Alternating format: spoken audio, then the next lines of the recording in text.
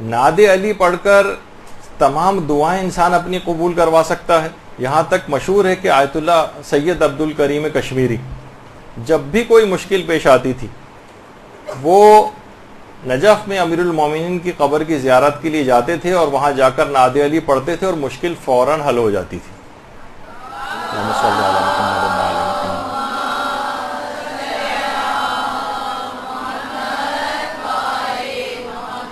اور بہت سارے وہ علماء کے جنہوں نے عملیات پر کتابیں لکھی ہیں باقاعدہ، اس جیسے کہ رہنمائے گرفتاران ہے یا ذکر ہے شگفت عارفان ہے، اس کی دوسری جلد میں باقاعدہ نعت علی کو بطور مجرب دعاؤں کی قبولیت کے لیے اس کو قرار دیا گیا ہے. اور علماء عرفان فرماتے ہیں کہ نعت علی سے جو دعائیں قبول ہوتی ہیں، نعت علی کے کچھ موکل فرشتے ہیں، فرشتے معین ہیں کہ ادھر جو کوئی نعت علی پڑھے اور ادھر فوراً اس کی حاجت کو قبول کروا دیا جائے.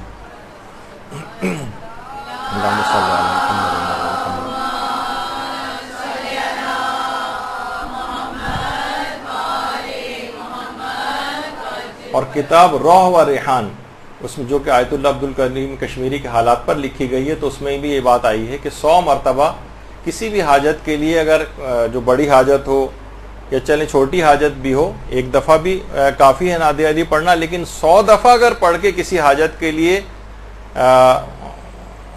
پڑھی جائے اگر، تو وہ حاجت لازمی قبول ہو جاتی.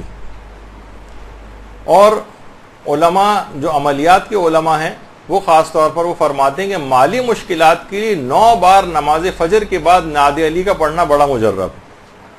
نماز فجر کے بعد 9 مرتبہ مالی مشکلات کے حل کے لیے. اور قرضوں کی ادائیگی کے لیے 15 روز تک دن میں 22 مرتبہ پڑھنا بڑا مجرب ہے.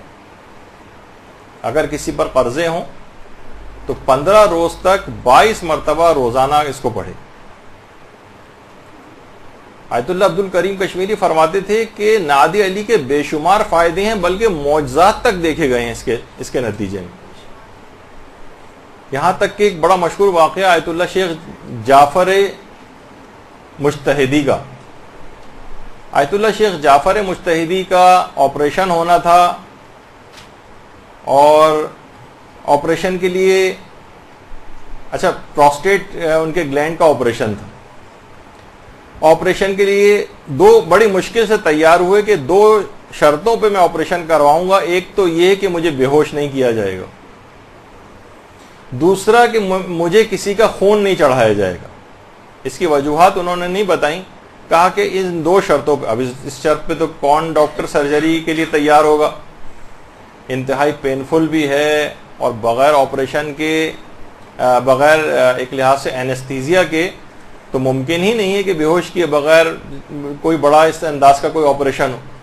اور اس کے اندر آپریشن میں خون بھی بہت نکلتا ہے، اور یہ کیسے ممکن ہے کہ اگر خون کی ضرورت پیش آئے تو ان کی اس شرط کو بھی مانا جائے کہ خون نہیں لگایا جائے گا مجھے.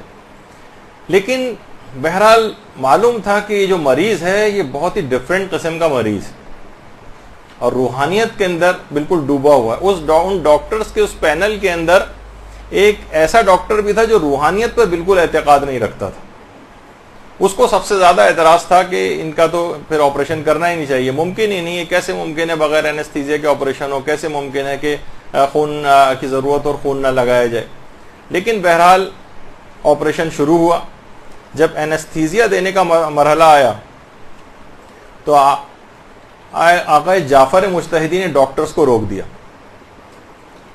اور اس کے بعد چند مرتبہ نعت علی پڑھی. اور جب نعت علی پڑھ چکے تو کہا اب آپریشن شروع کرو.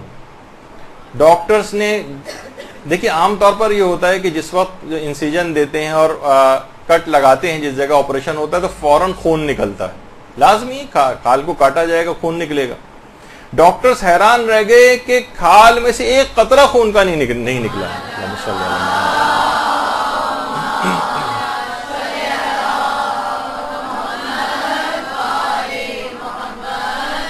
ڈاکٹرز کو اپنی نگاہوں پر یقین نہیں آ رہا تھا. پورا آپریشن ہوا، نہ کوئی خون نکلا، نہ کسی بلڈ کو ٹرانسفیوژن کی کوئی ضرورت پیش آئی. اچھا، آپریشن کے بعد کافی پین بھی ہوتا ہے، درد کم کرنے والی ادویات عام طور پہ دی جاتی ہیں، انجیکشنز دیے جاتے ہیں. ان کو درد تک کا احساس نہیں تھا، نہ کوئی دوا، درد کی کوئی دوا دی گئی، نہ کوئی انجیکشن لگایا گیا. وہ ڈاکٹر جو روحانیت کا بالکل قائل نہیں تھا، وہ سخت متاثر ہوا اس تمام بات سے، اور اس نے آقا شیخ جعفر مجتہدی سے بعد میں معذرت کی اور ایک جملہ کہا کہ آقا جعفر انسان خارق العادہ است، حساب مردان خدا از مردان عادی جداست.